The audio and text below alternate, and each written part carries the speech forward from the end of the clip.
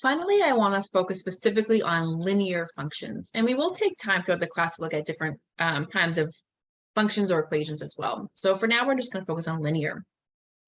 We've already seen linear stuff, right? Linear's graph as lines. And we can also write most linear equations in function notation as well. So you may be used to seeing it as y equals mx plus b, maybe from high school. But remember, for function notation, y and f of x are the same thing. They're interchangeable. So you can also write it as f of x equals mx plus b. M, remember, stands for the slope, which is the slant or tilt of the line.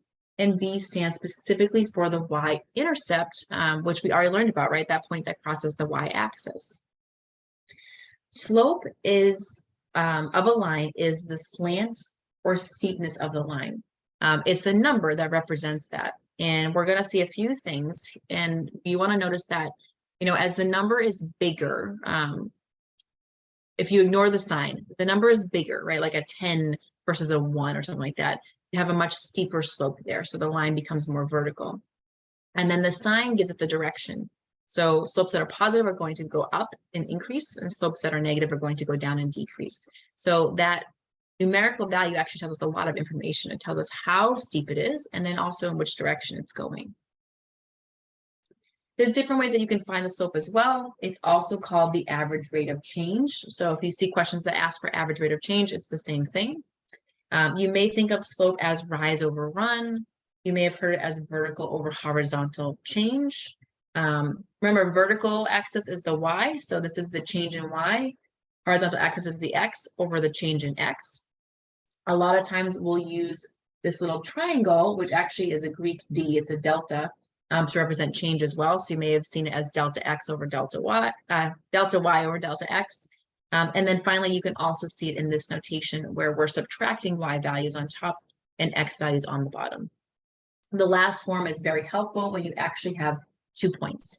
And the x1, x2, y1, y2, those little subscripts just represent a first and second point. So let's apply some of these formulas in some examples here. So in the first example I have, we're going to find the slope, and this is with 2 points. So anytime you have 2 points, the easiest way to find slope is to use the formula y2 minus y1 over x2 minus x1. It doesn't matter which point you call the first or the second. Just going to go in order. And then you're just going to fill it in. So my y2 is 7. Be careful, there's a minus sign. And then my y1 is -4. In the bottom, my x2 is -6. And my x1 is 3. So things to watch out for. Watch out for those minus signs and extra negatives. That's where a lot of mistakes come in. Students flip things sometimes. It's always... There we go. Students flip things sometimes. It's always the y on top and the x on the bottom, so be careful there. And then the final thing is, although it doesn't matter which point you call the first or the second, you want to make sure you start with the same point in both the numerator and denominator. So for instance, see how here I started with the 7, and then in the bottom I started with the -6. So I started with the same point in both cases. That's also really important. And then we're just going to clean it up. So this becomes 11 over a -9. You can also write that as just -11/9 or -11 over 9. They all mean the same thing. It doesn't actually matter where you put that negative as long as it's in there one time. For slope, we do simplify our fractions. We usually leave it improper. So sometimes we'll change it to a mixed number or a decimal depending on an application, but usually we just leave it as an improper fraction, and that's fine. If you have an application problem, usually the easiest thing to do is to use the idea of vertical change over horizontal change. So a roof with a vertical change of 20 feet and a horizontal change of 80 feet. So we just fill it in. Vertical goes on top, horizontal on bottom. They are the same units, which is important here. So they are the same units. And then I can divide these both by 10. I can also divide these both by 2, and I get just 1/4 as my final slope. So basically the vertical change is 1 feet for every 4 feet going across. Another example is a road with a grade, or sometimes we say gradient, of 8%. We will often call the slope of a roof the pitch as well. So sometimes there's different words for slope in the real world. Pitch of a roof means slope. The grade of a road means slope, how steep it is. So this is another application-based one. So I'm going to do the vertical change over the horizontal. Now here it's not as straightforward. It just says that it's 8%. Well, remember percent, right, means per 100. So that means that the vertical change is 8.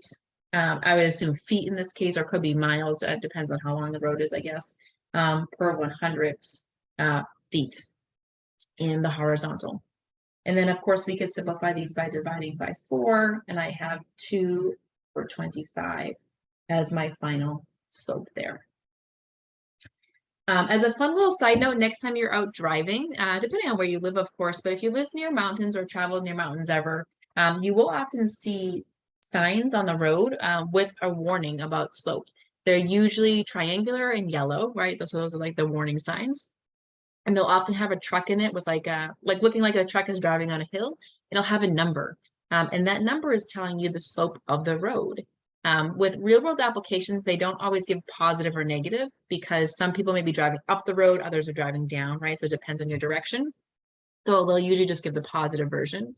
But basically, if you see one of those signs, even if the number seems small, it is probably very steep still. Those are warning signs. So they're basically telling you that you're coming up to a very steep part of the road and to slow down and be careful. So take a look at for those next time you're out driving.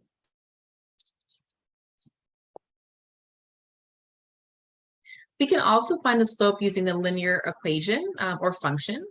So our function notation is always this mx plus b form.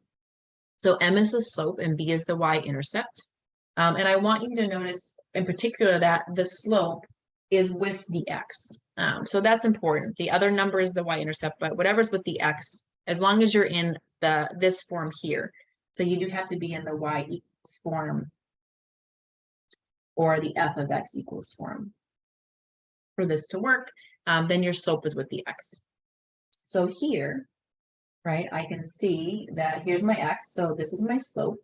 So my m is 7, and that means the other number must be your b. So your y-intercept there is actually the point 0, negative. Remember, your y-intercept is technically the full point is 0b. So you can get that y-intercept very quickly. It doesn't matter if you have decimals as well. So notice we're in the y equals form. So your slope is going to be whatever's with the x. So negative 9.5. And then the other value is your. So the y-intercept is 0, 105.67. Now, decimals may look a little bit weird, but actually we do have decimal applications with slope. You can do examples with money, for instance, or certain types of change as well. So they do come up. Now, one thing I do want to note here before I move on is you do have to be careful. You know, let's say I had an equation that looked like this, 2x plus 4y equals 8. The slope here is not just 2. So I know the slope is with the x, but only when you're in the y equals or f of x equals form. So if that's not already solved for y, then you can't find the slope right away. So what you need to do is solve for y first. So I would bring the 2x to the other side. And I can do that by subtraction. And then I can divide everything by 4. Just don't forget on the right side, that means both parts get divided by 4. So it's going to be negative 2/4 x. And then 8 over 4 is 2. And you may have to simplify your fraction a bit here. So actually your slope is negative 1/2. And then your b value is 2 here. So just be a little careful when finding slope that you do have to be in the right form if you're going to just pick it out of the equation.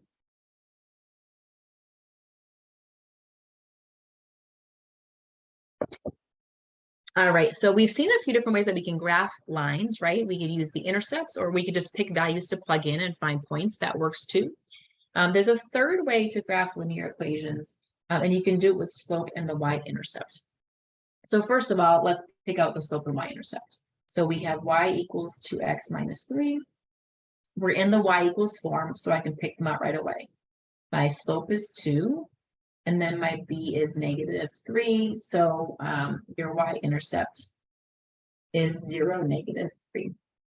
Now, the first thing you're going to do is just graph the y-intercept. So our y-intercept is 0, negative 3, 2, 3. So I graph that first. That's your first step. And then next you use the slope to find the next point, or points if you want to find more than one. So what happens with slope, a couple things. So first of all, if your slope is positive,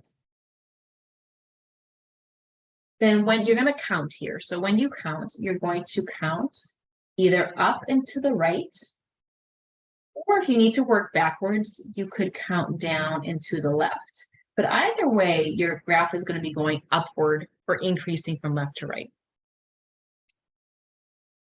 If your slope is negative, what you're going to do is you're going to count down to the right, which is the more traditional way, or if you need to work backwards, up and to the left, but in either case, your line should be decreasing or going down. So you want to look at, is my slope positive or negative? Now in our example here, our slope is positive.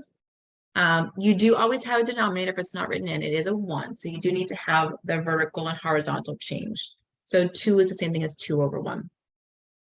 The top number is the vertical change, and the bottom number is the horizontal change, right? So the vertical is how you're counting up and down, and then the horizontal is how you're counting left to right. So for this particular case, right, it's, let's see, it's positive. So I'm going to count up 2 and right 1. So I start here, I count up 2 and to the right 1, and that's where I put my next point. And then now I'm basically done. If I want to find more points, I can, same pattern, up 2, the right 1, up 2 to the right 1.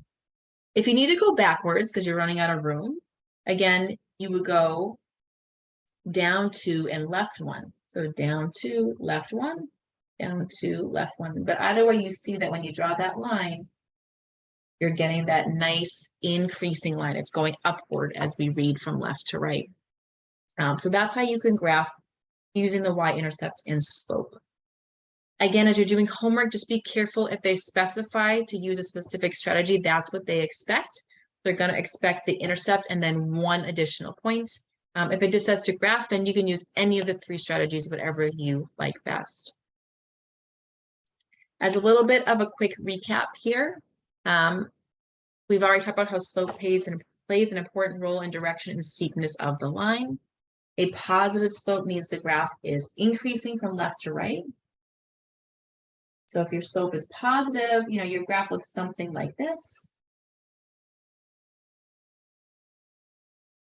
If your graph or your slope is negative, your graph is going to go down. It's going to be decreasing. So it looks something like that. Obviously, it could be steeper or flatter. Now, if your graph has a slope of 0, then you actually have a horizontal line. And your equation will look different. It'll actually end up being y equals a or f of x equals a. So like y equals 5, right? It'll be a number. And then if your m is undefined, then you have a vertical line. So you're looking at x equals a. Vertical lines are actually not functions, just as a side note, because they fail the vertical line test. So there's no function notation for this style, but just so you know, it does have an undefined slope. The other thing is that the larger the absolute value of the slope, the steeper the line will be.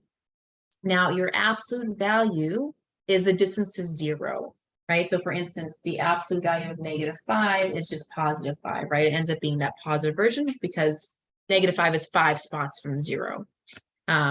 So if I have 2 slopes, maybe one slope is -5, and maybe the other slope is +2. Well, the absolute value of 2 is just 2, it stays 2. So 5 is bigger than 2, right? So this one is actually steeper. So basically you look at the positive version, and whenever number is bigger, that has the steeper slope. You can also think of it as the closer to 0 the slope, the flatter it is. Because your 0 slope is perfectly flat. So if you have a slope of only like, a half, it's going to be just a very little slant. So the closer to 0 something is, the flatter it is, the larger the absolute value, the steeper the line is going to be. All right, so as usual, I hope that was a good introduction to the unit. This week we're covering, or this unit, we're covering 2 sections. So it does pick up and pace. Next week, we're going to cover 3 sections.